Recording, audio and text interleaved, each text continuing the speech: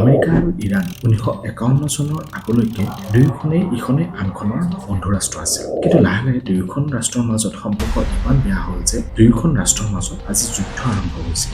আচলতে 1951 চনৰ আগলৈকে ইৰাণৰ তেলৰ ওপৰত British company Anglo Iranian oil কোম্পানীৰ হাতত আছিল, য'ত ব্ৰিটিছ কোম্পানীবোৰে আমেৰিকা আৰু ব্ৰিটেইনৰ দৰে দেশবোৰে ইৰাণৰ তেলৰ লাভৰ বেছি অংশ ৰাখিছিল, যাৰ বাবে ইৰাণৰ মহম্মদ মোছাদেক নামৰ ছাত্ৰ নেতাজনে এই অংশীদাৰৰ বিৰোধিতা কৰি ইৰাণত জনপ্ৰিয় হৈ 1951 চনত ইৰাণৰ প্ৰধানমন্ত্ৰী হৈ তেলৰ ওপৰত থকা ব্ৰিটিছ কোম্পানীবোৰ আঁতৰাই ইৰাণৰ নিজৰ নেশ্যনেল ইৰানিয়ান অইল কোম্পানী গঠন কৰিছিল, যিটো আমেৰিকা আৰু ব্ৰিটেইনে ভাল পোৱা নাছিল, যাৰ বাবে আমেৰিকাই CIA আৰু ব্ৰিটেইনৰ MI6 চোৰাংচোৱা সন্থাই মহম্মদ মোছাদেকৰ শাসন আঁতৰাবলৈ অপাৰেশ্যন এক্সাছ আৰম্ভ কৰিছিল।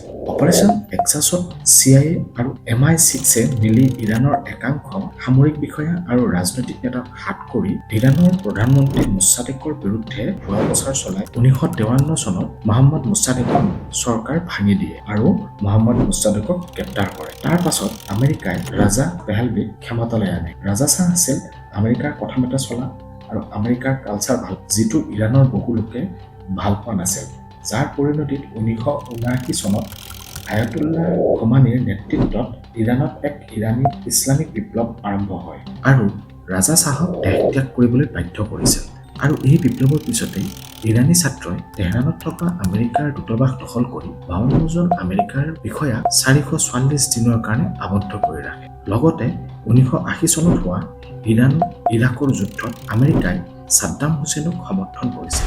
ইয়াৰ পিছৰে পৰাই আমেৰিকা আৰু ইৰাণৰ মাজত শত্ৰুতা আৰম্ভ হয়।